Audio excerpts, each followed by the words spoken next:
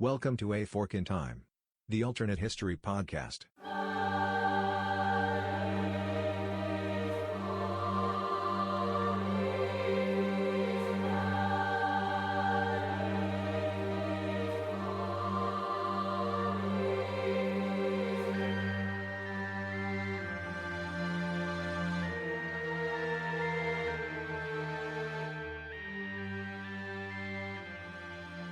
Welcome back to A Fork in Time, the alternate history podcast, and part 3 of our exploration of an alternative timeline in which Europe does not suffer the consequences of the Black Death of the 14th century. In the previous episodes on this topic, and if you haven't listened to those, I would certainly encourage you now to go back and pick them up because there's some valuable background material in those episodes that help make this episode more understandable. We've discussed the actual timeline. That was primarily in part 1 of the 3-episode series. In part 2, we talked primarily about the changes that would result from not having the Black Death, primarily in the political and economic realm. And in the final episode here today, we're going to focus on the impact on the church without the Black Death. The way that church history plays out, particularly in Europe, would also be very different. As we talked about in part 1, as we went through the original timeline of history, one of the things that is produced by the Black Death is a situation where there's a dramatic change in the structure of the church. The church at that time is the Catholic Church in the Catholic universal sense. This is before the Reformation, and while there are certainly alternative understandings of theology that might exist around in Christendom, the church is the single structure. It is the single hierarchical, powerful structure through which Christianity is sustained, and Orthodox Christianity, particularly in the West, is contained within the Catholic Church, based in Rome, with the Pope in Rome. What we do see in the real timeline of history is after the Black Death and a sudden change in those that come into being in positions of clergy, the changes to the political structure, the rise of new classes, is we do see a change that has an impact directly on the church. And that ultimately leads to, by the time we reach the 15th century, the early part of the 15th century, some 75 years later or so, we actually do have the first major impacts of the Reformation on the church, led by Luther and other Reformation leaders. And so today we're going to explore how things would have been different, again, in a scenario without the Black Death. So it's important, again, to understand what the church was prior to the Black Death, in the sense that it was the single entity. It was the church. There was essentially no other structure. There was no other formation that existed that carried the power and the authority of the single church and the power and authority of the papacy. While there may have been disputes over who was the rightful pope, schisms, those types of things, there was no debate over who was the rightful church. And so with the rise of the Reformation in the real timeline, that changes. Without the catalyst of the Black Death, though, there is not the situation put into place which is the underlying support and in many ways the causation of the Reformation. And so the first thing that we'll look at is what would it have been like, again, looking back at what we talked about in part 2, with the sustained foothold of feudalism and the relating political society, to continue to have the same monolithic, organized, powerful entity that was the church continue without change as well. And so, just as we talked about in the economic and political implications of an alternate timeline, what we have is something that is much more enduring, that will last for much longer. There's no catalyst of losing 35 to 60% of the population, and the impact that has on the clergy, the impact that has even on people's faith in the church. And so there's two primary differences in a non-Black Death Europe with respect to the church. The first is many of the questions that arose among some believers or some of the adherents to Christianity about the church that came as a direct result of the plague itself, as a direct result of the death and the loss and hopelessness, and a feeling of helplessness that was arisen during the course of the Black Death, would not have existed. There would have been less of a lack of faith in faith itself and in the church's ability to be something that would protect those who are adherents to Christianity. And so one of the major differences is just there's not as much of a questioning of church authority, of church position, of the role of the church.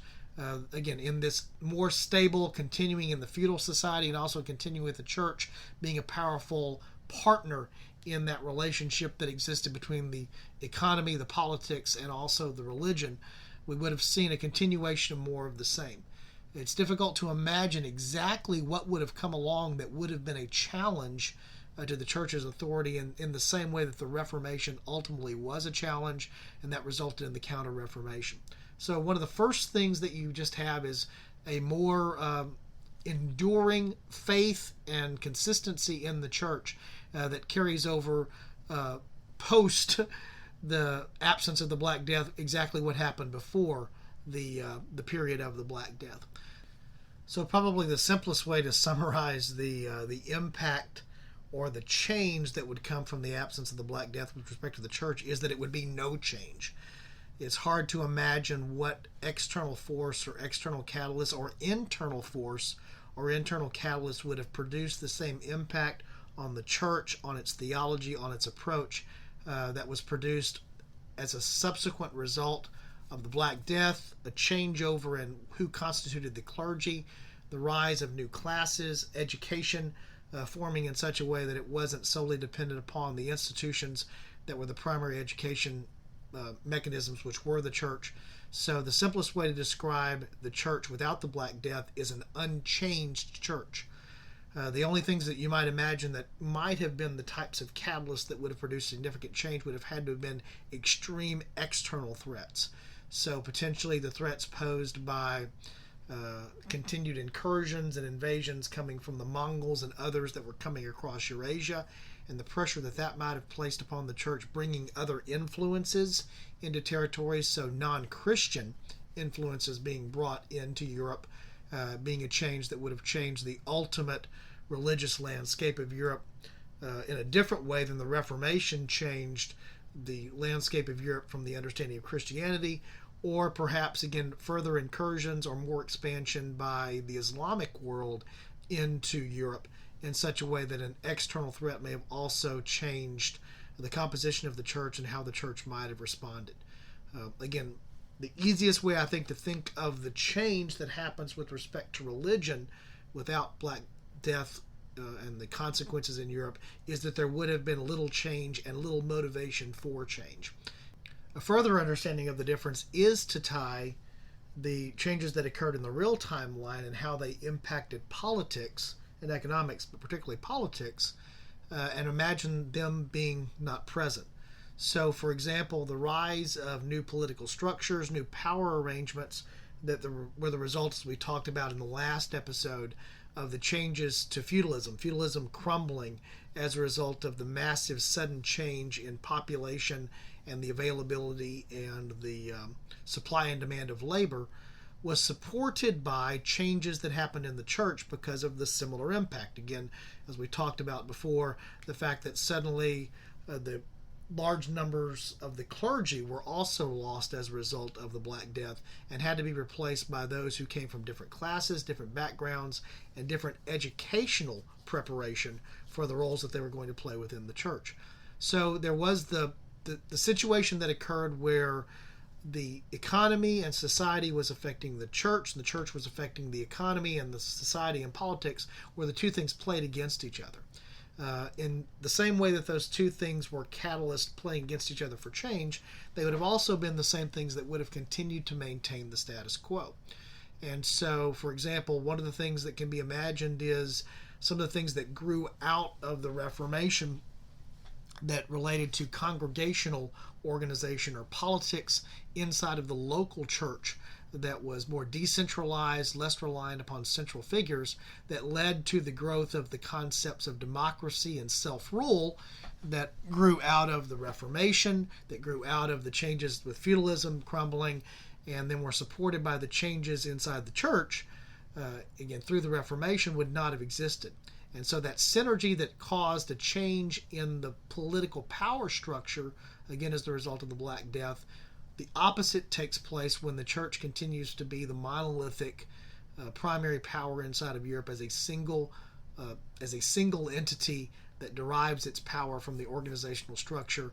And again, remembering that literacy was not widespread, as we talked about before. Having the Bible in your own common language and the vernacular was not widespread. So even the ideas of different approaches to theology or different ways of understanding or interpretive scripture, the types of things that Luther was an advocate for, as an example, inside of the Reformation, Calvin and other leaders in the Reformation, it's hard to imagine how they would have taken hold, given that those types of teachings would not have been taught in the traditional education resources and sources that the clergy went through prior to the plague, and thus would have been the same organization, same structure where clergy would have been derived if there had not been the Black Death. Again, it's more of this, the same remains the same. I know that sounds like it's being repeated over and over again, but it's to emphasize the fact that if there is no catalyst for change, particularly in an organization that is resistant to change anyway. In fact, if you look at the Reformation and then the Counter-Reformation, that's all about an organization, the church, that by its very nature is resistant to new ideas, resistant to change, particularly that are viewed as being heretical or going against orthodoxy. You already have an institution that is change resistant, and so if you allow it to remain in an environment that is also not as freely disposed to encouraging change, then you're giving it the strength to persist.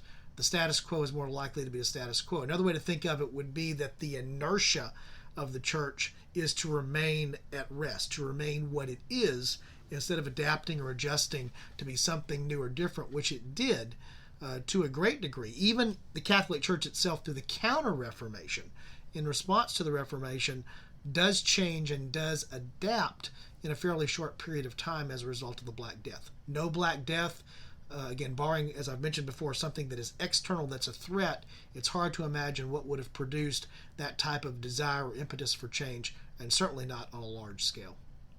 Outside of politics, a continuing of the same type of structure, continuing of the church in its present form, would have certainly had an impact on science as we know it today. One of the major things that led to changes in science and technology was what came to be the Renaissance. The Renaissance grows out of the Reformation. And so it's very easy to imagine that you don't have some of the changes, some of the advances that actually happen in a technological realm that are the result of what goes on in the Renaissance if you don't have the Reformation. Again, without the Reformation, which is a direct result of the Black Death, you have this domino effect of probably having more of a stagnant understanding of technology and scientific exploration. Even later, for example, Galileo being probably the best example of this, the church is resistant to the impact of science in terms of changing thinking and changing thought. And so it's, again, also very hard to imagine if there were new ideas when it came to science, to astronomy, to other types of things that may have been or standing at odds with the long-standing teachings of the church. It's very difficult to imagine the still very strong, still monolithic type church structure being open to that type of change, and much more likely to do the types of things that were even seen during the Renaissance that were the result of the challenging to thought, particularly thoughts relating to natural science. That would be even more profound. It's hard to imagine, with the difficulties that Galileo and others had in terms of bringing new thoughts forward, how much harder that would have been in the context where there had not been a Reformation, where there had not been any type of change in theological thought that had been brought to bear in the recent time. It would have been an atmosphere that would have been far less friendly to the challenging of conventional notions. And in fact, the education that also changed, as we talked about before, out of the Reformation, the new institutions that were created that were more open to scientific discovery and rethinking even the concepts of natural science, and of course the rediscovery of some of classical literature and some of classical thought that happens during the Renaissance, also would have been retarded in a situation where there had been no Black Death leading to the Reformation. So, again, it's the easiest way to describe this and think of this in summary in terms of what would be different about a non-Black Death Europe would be the fact that it is the catalyst more than any other event for Reformation. Reformation is the catalyst for change within the church, and that change within the church opens the doors for a number of other things to change in the areas of art and science. So the Black Death, again, becomes the first domino in an important series in the real timeline. If that domino does not fall, you have to have some other external event that comes along to be the catalyst for the same thing. Whether that event could have happened, as we talked about on previous episodes, because of the overcrowding, potentially starvation, the other things that might have resulted from an overcrowded Europe versus a depopulated Europe, that's a possibility. But it's hard to know exactly when that would have come. Would it have been a matter of decades longer, centuries longer? The timing is difficult to place. But certainly without that external threat, it's hard to imagine any change to the church. And without a change to the church, in the same way that the Reformation and even the Counter-Reformation changed the church, other things are impacted as well that go much beyond just the religious theology that carried forward from that point. One potential path to explore that may have led to something that is a little bit more like the Renaissance is, imagine now a unified Europe, as we mentioned before, that is under the more monolithic structure of the traditional hierarchical church, is still in feudalism, but again is suffering the economic devastation of overcrowding, overpopulation, perhaps starvation, with now there being more of a need or an emphasis to expand the territory. Europe needs to export citizens much more than it needs to export goods. Under that scenario, it's possible to imagine that the church might have had a renewed interest in the Crusades or in pushing into the Middle East or pushing into Africa in ways that could have sparked something of a mini Renaissance or some form of change to the status quo as the result of different forces forcing the church to look outward and less inward. Under those scenarios, you may have had, again, a renewed sense of crusades. There may have been more types of things that were looking to carry Christianity to other parts of the world, other parts of Asia, the Middle East, and to Africa, in such a way that you would have had an expansion of the power of the church. That expansion would have come with mobility for either the serfs or the citizens or the nobles, whoever might have been involved in those activities.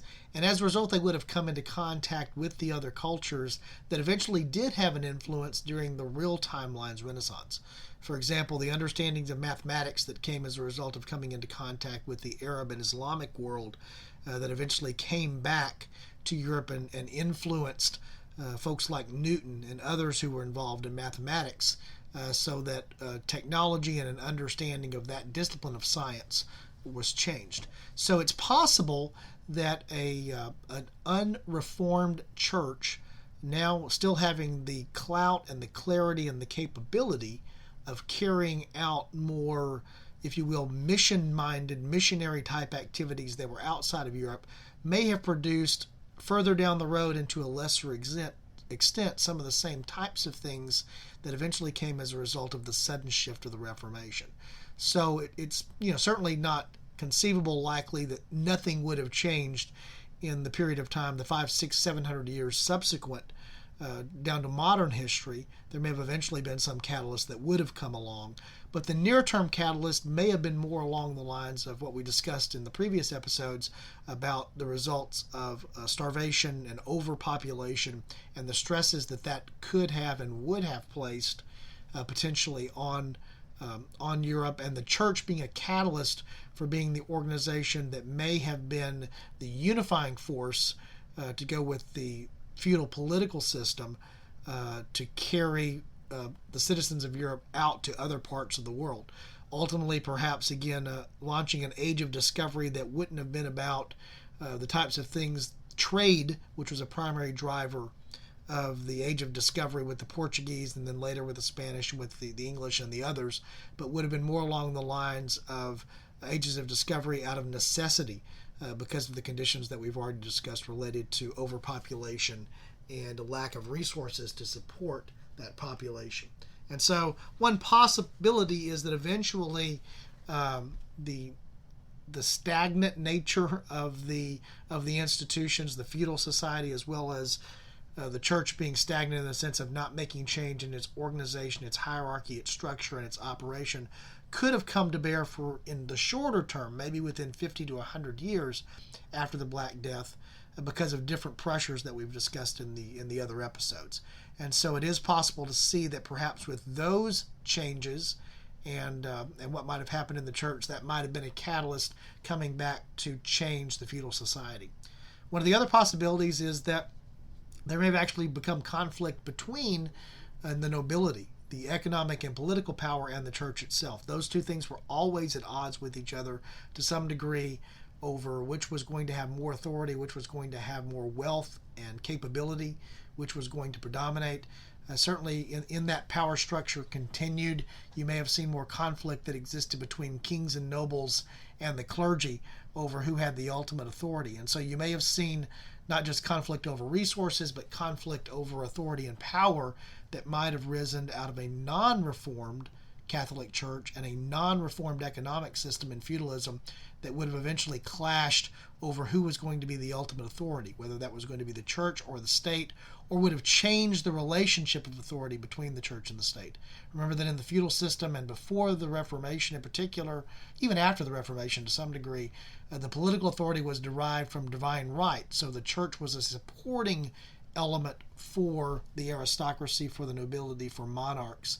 But you can certainly imagine, as is ripe throughout history, of a situation where you would have powerful political forces who would look to not be shackled by the constraints or feel that they owe their authority to the church. And so you may have seen conflict that would have arisen in this area.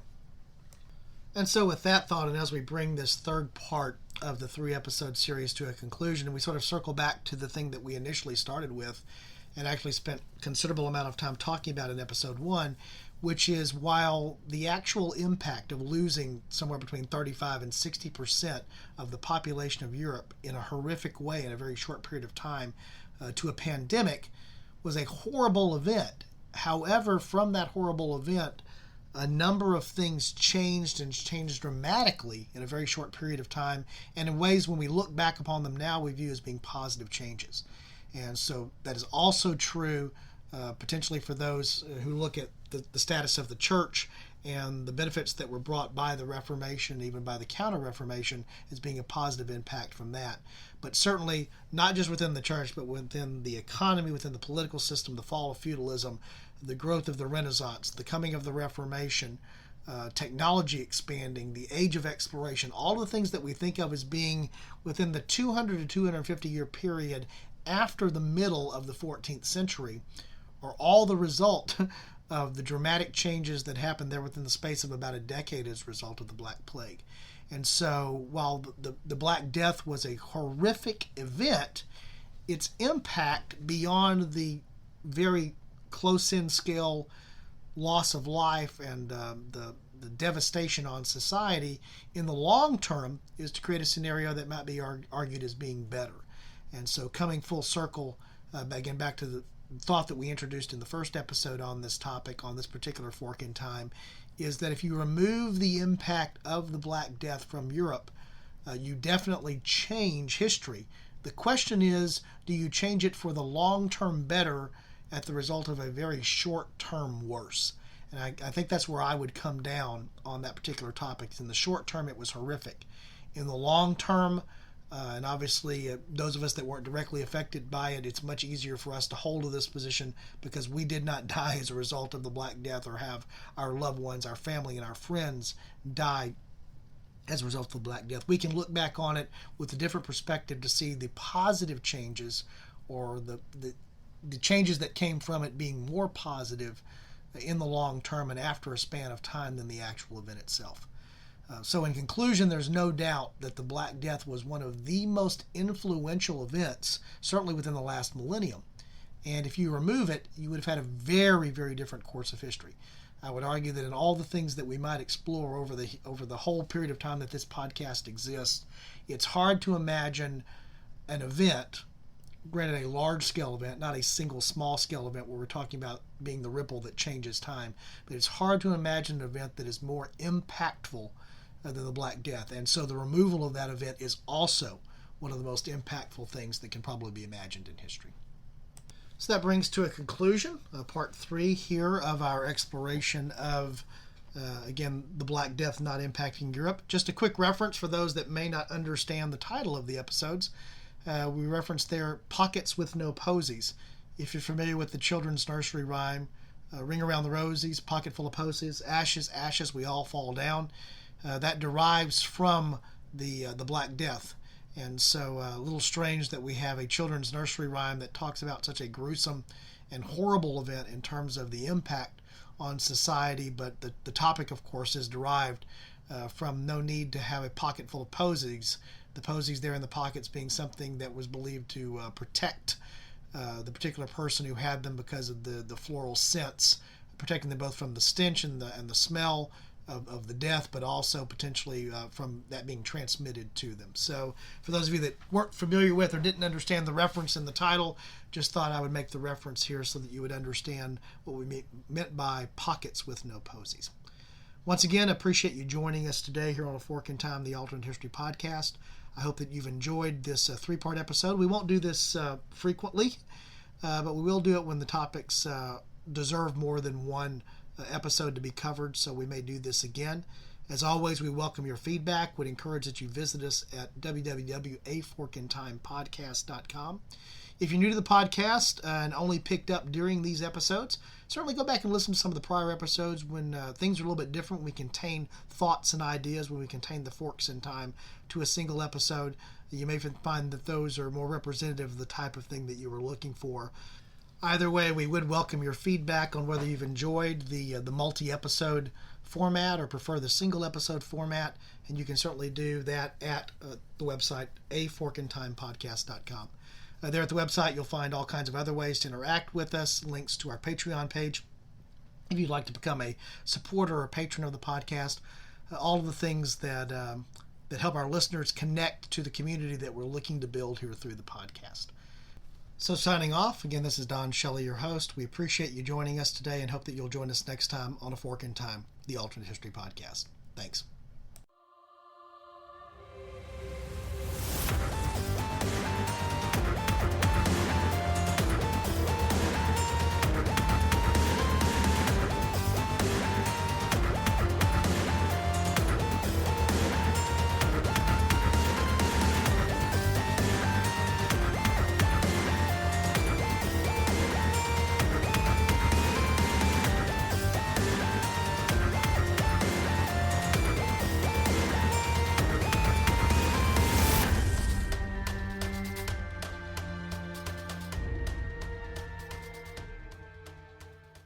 Thanks for listening to A Fork in Time, the Alternate History Podcast.